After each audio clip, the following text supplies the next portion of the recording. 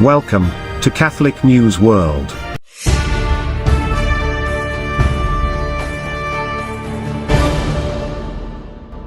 Welcome to Catholic News World. Please subscribe to our channel. My name is Steph.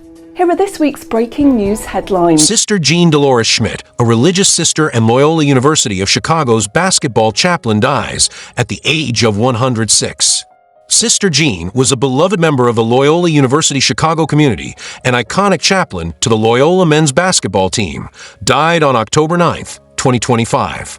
Loyola released that, though long known for her many roles on Loyola's campus, Sister Jean became an international celebrity during the 2018 NCAA March Madness tournament, accompanying the Loyola Ramblers as they reached the Final Four for the first time since their historic 1963 national championship season.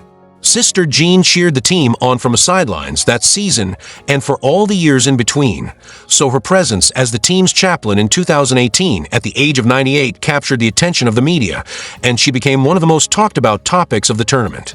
Sister Jean merchandise also sold swiftly, including t-shirts bearing her motto of worship, work, win, and bobblehead figures made in her likeness.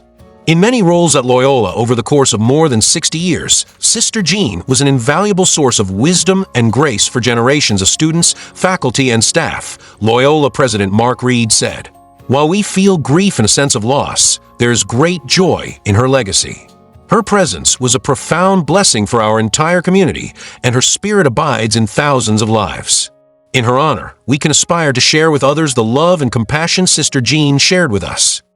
Born Dolores Bertha Schmidt on August 21, 1919, she joined the Sisters of Charity of the Blessed Virgin Mary in 1937, taking the name Sister Jean Dolores. A native of San Francisco, Sister Jean taught at several Catholic schools in both Chicago and California before first coming to the Lake Shore campus in 1961 to teach at Mundelein College. She held numerous roles at Mundelein over the next 30 years until the college affiliated with Loyola in 1991. In 1994, Sister Jean took on an academic advisor role with the men's basketball team and later transitioned to team chaplain. She long maintained a key role in supporting the team, offering both spiritual support and practical advice on the players' game performance. Sister Jean Dolores was a woman of prayer, dedicated educator, and a bearer of hope who loved her BVM community, the religious community's president LaDonna Mandernach said. She saw God present in all that surrounded her and trusted in His goodness. Her presence with us will be greatly missed. In addition to her work with Loyola's basketball team, Sister Jean also held weekly prayer groups for students and started a program called Smile, Students Moving into the Lives of the Elderly, which paired Loyola students with residents of Eclair, the assisted living community on the Water Tower campus that she called home for many years. She received many honors at the university, including an induction into the Loyola Athletics Hall of Fame in 2017. Throughout the years, Sister Jean received recognition from church and world leaders thanking her for her joy and service. For her 100th birthday, Sister Jean received an apostolic blessing from Pope Francis. At her 103rd birthday celebration on August 21, 2022, the Loyola Red Line Plaza was renamed in her honor, and Sister Jean received proclamations from both Governor Pritzker and Mayor Lori Lightfoot dedicating the day in her honor. Her memoir, Wake Up with Purpose: What I've Learned in My First 100 Years, was co-authored with Seth Davis and published in February 2023. On her 105th birthday, Sister Jean received a proclamation from President Joe Biden in recognition of her lifetime of service. Sister Jean is survived by her two nieces, Jean Tidwell and Jan Schmidt, of San Francisco and Chicago respectively. May she rest in peace. Please subscribe to our channel. A Catholic priest was found murdered. The priest, named Father Bertoldo Pantaleon Estrada, was reported missing on Saturday, October 4th, in Cocula, in the Mexican state of Guerrero. The body of the priest, who is parish priest of San Cristobal de Mescala, in the Diocese of Chilpancingo-Chilapa, was found on Monday, October 6th, at around 2 p.m. He was discovered on a dirt road between the towns of Zumpango and Mescala on the Mexico-Acapulco Federal Highway. The public prosecutor's office has opened an investigation into aggravated murder. In a statement issued by the Episcopal Conference, the bishops of Mexico expressed their sadness at the discovery of Father Bertoldo. We note with sadness and pain that violent acts have once again plunged our community into mourning, they stated. Therefore, we call on the competent state and federal authorities to conduct a timely, thorough, and transparent investigation that will shed light on this crime and ensure the just punishment of those responsible. Trusting in the intercession of Our Lady of Guadalupe, we pray that Christ, the Good Shepherd, welcomes our brother into his kingdom and grants him the promised eternal joy. The bishop's statement concludes. The Society of Jesus in Mexico is deeply saddened and shocked by the discovery of Father Bertoldo Pantaleon Estrada, parish priest of San Cristobal, Mezcala, Guerrero. We demand that the circumstances be clarified and that justice be done so that truth and peace may prevail, the Jesuits also stated in a message posted on their X account. May he rest in peace. Please subscribe to our channel. The United States Bishops' Chairman is grateful for the latest peace process, but urges international partners to help Gazans with humanitarian aid. With the peace process underway, Bishop Zayden urges prioritizing humanitarian assistance. He said, "I urge all international partners to urgently prioritize humanitarian assistance for the Gazan people, as well as the rebuilding of the Strip. This will lay the foundations not just for peace, but for the Gazan people's prosperity. I am immensely grateful to the United States and multilateral partners for their tireless work to begin the process that will, God willing, culminate in the ending of the devastating war in Gaza," said Bishop Elias Zayden, chairman of the U.S. Conference of Catholic Bishops Committee on International Justice and Peace. Bishop Zayden, in his statement, said, "As we learn that Israel and Hamas have both agreed to begin the first phase of President Trump's 20-point peace plan, which includes the release of the remaining Israeli hostages and the withdrawal of Israeli troops to a mutually agreed-upon line, I am immensely grateful to the United States and multilateral partners for their tireless work to begin the process that will, God willing, culminate in the ending of the devastating war in Gaza.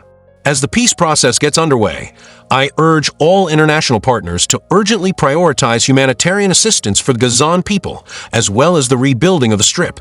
This will lay the foundations not just for peace, but for the Gazan people's prosperity.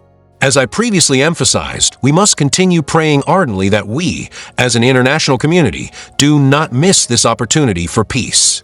Marking the anniversary of the October 7th attacks against Israel, Pope Leo XIV reminded us of the essential link between prayer and dialogue. The Church has asked everyone to pray for peace, especially during this month.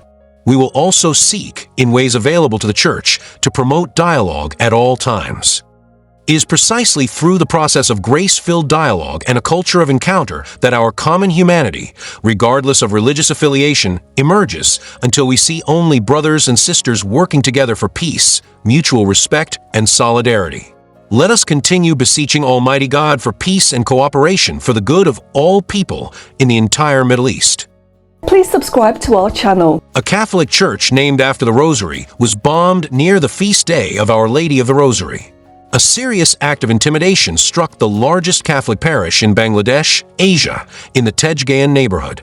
No casualties or injuries have been reported, but there is great concern about the gesture and the message it sends. Parish priest Father Juan Sylvester Gomez said, "Our church had never been targeted before."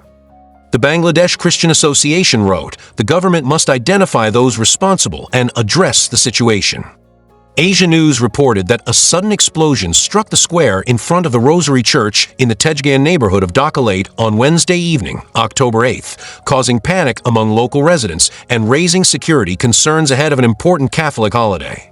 The incident occurred around 10 p.m.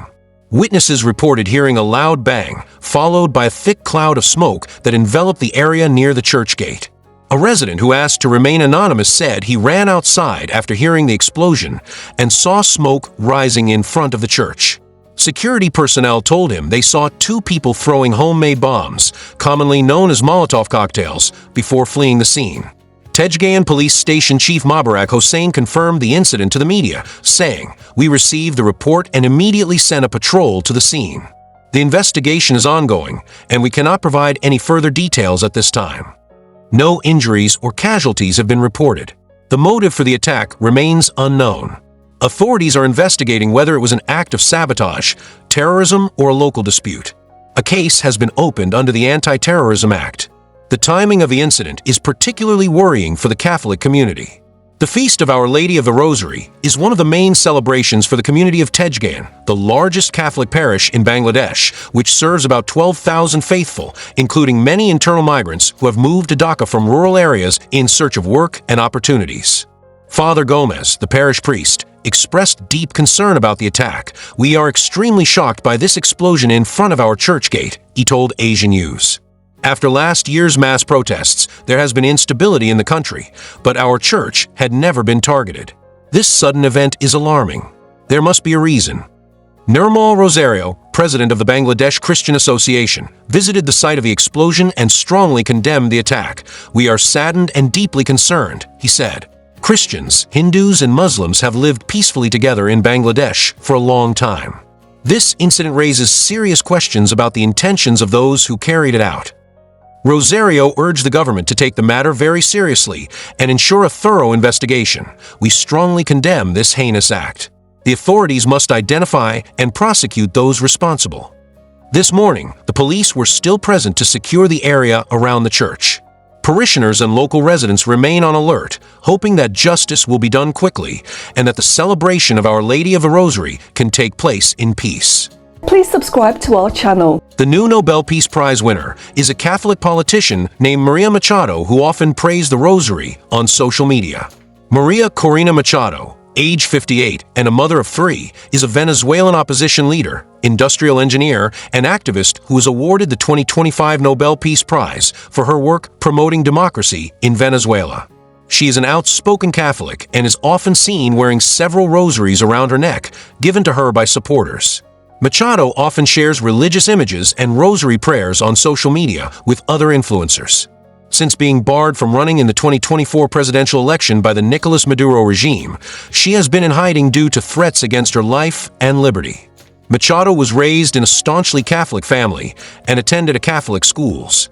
Machado's Catholic beliefs are a prominent aspect of her personal and political identity. She has described herself as a woman of faith and has openly prayed during her campaigns. In 2002, Machado co-founded the organization Sume to advocate for free and fair elections and later became an outspoken critic of then-President Hugo Chavez. In 2010, she was elected to the National Assembly with a record number of votes. The Maduro regime removed her from the National Assembly in 2014 and banned her from leaving the country. In 2023, Machado won the opposition's presidential primary election in a landslide, but was subsequently disqualified from holding office for 15 years by Venezuela's government. In 2024, after her ban was confirmed, she endorsed Edmundo González Urrutia as the opposition's candidate.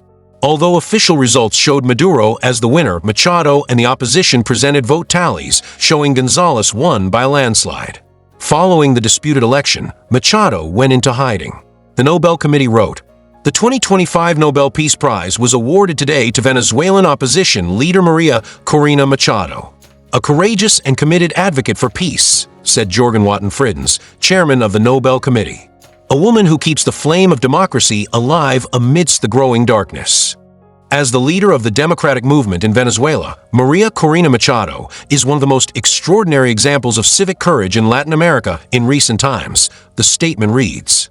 Mrs. Machado was a key and unifying figure in a previously deeply divided political opposition. An opposition that found common ground in demanding free elections and representative government, the Norwegian Nobel Committee recalls. Machado has dedicated years to working for the freedom of the Venezuelan people. The Venezuelan regime's iron grip on power and its repression of the population are not unique phenomena in the world, the institution emphasized. The committee highlighted her role during the July 2024 presidential election. In that electoral process, the opposition claimed to have won at the polls, but the results were ignored by the ruling party, which never presented evidence of its alleged victory, the Nobel Committee explained. In a surprise telephone conversation, Maria Corina Machado expressed her honor and gratitude for the prize, which reflects the strength of her fellow Venezuelans. The Venezuelan opposition leader stated, "I accept this as recognition of our people, of the millions of Venezuelans who, in anonymity, risk everything for freedom, justice, and peace, and I am absolutely convinced that we will achieve it." Watch our program every Friday at 7:30 p.m. Thanks for watching and please subscribe to Catholic News World's channel. God bless.